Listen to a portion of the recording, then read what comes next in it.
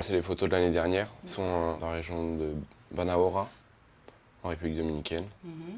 C'est là où vous allez aller? Ouais. L'opportunité était inespérée pour Simon. 45 jours en immersion, à plus de 7000 km de Saint-Denis, la ville dans laquelle il réside. Dans quelques jours, il part pour la République dominicaine, un voyage humanitaire et solidaire qui rend très fière sa maman. D'aller surtout s'ouvrir au monde, de voir ce qui se passe ailleurs. Je trouve ça très bien, je suis très fière qu'il ait fait cette démarche tout seul en plus. Non, je suis vraiment contente. À son retour, le jeune homme de 18 ans devra monter un projet solide en lien avec son voyage. Aide aux populations qu'il a rencontrées ou campagne de sensibilisation en France. Ça peut être dans le domaine de la santé, du sport, de l'éducation, de l'alimentation. Après, ça dépend de vraiment nous ce qu'on constate et ce qu'on a envie de changer par rapport à là-bas. La structure qui lui offre l'opportunité de découvrir ses nouveaux horizons, c'est Global Potential, une ONG née aux États-Unis en 2007, arrivée en France il y a 3 ans. Grâce à elle, Louise est allée au Sénégal et a trouvé un local pour créer une bibliothèque pour enfants. Moi, je suis de la 3e promotion et Jeune Star pour le Sénégal cette année. En France, on ne se rend pas compte de... on voit à la télé des choses, mais quand on les vit, on s'en rend vraiment compte à ce moment-là. Et quand moi, je suis allée et que j'ai vu toutes les inégalités qu'il y avait, pas d'électricité, pas d'eau et comment ils vivaient, là, je me suis vraiment rendu compte des inégalités. Louise a trouvé sa voie, elle veut travailler dans le développement durable. L'ONG lui a ouvert ses réseaux, comme elle les a ouverts à Simon et Faisal. Ils rencontrent aujourd'hui leur mentor, un parrain qui les accompagnera durant toute l'aventure. Pour vous aider, il faut qu'on apprenne à se connaître. Ce sur quoi ils vont se lancer maintenant, chacun d'entre eux va demander beaucoup de persévérance, s'accrocher. Il va y avoir des moments qui vont probablement être un petit peu durs, un peu décevants. Et une des difficultés, probablement, c'est d'arriver à persévérer dans la durée.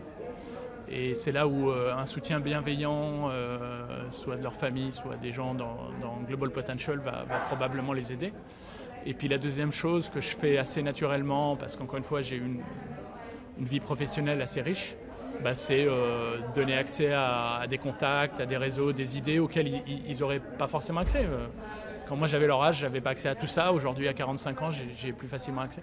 Je suis content déjà que mon profil, ça l'ait intéressé.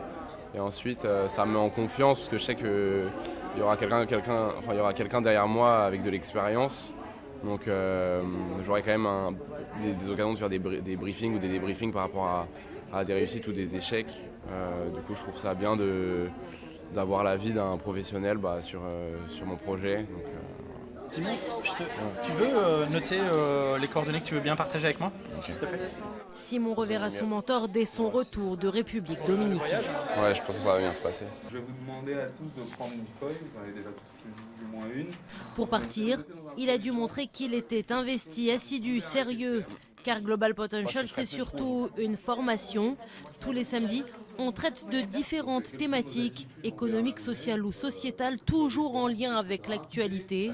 Un accélérateur de compétences qui fera d'eux les figures innovantes de demain. Ici, nous avons pour objectif de créer une sorte de groupe solidaire avec des jeunes qui viennent d'horizons différents, de parcours différents. Peu importe leur parcours, peu importe leur expérience, leur niveau d'études, etc. Le seul critère qu'on retient ici, c'est la volonté de vouloir faire une différence aujourd'hui dans la société dans laquelle on vit. À Global Potentiel, on pense que le savoir n'est pas une arme, le savoir mis en application, mis en action, c'est là que réside le pouvoir. S'il vous plaît, on va vous rendre vos diplômes.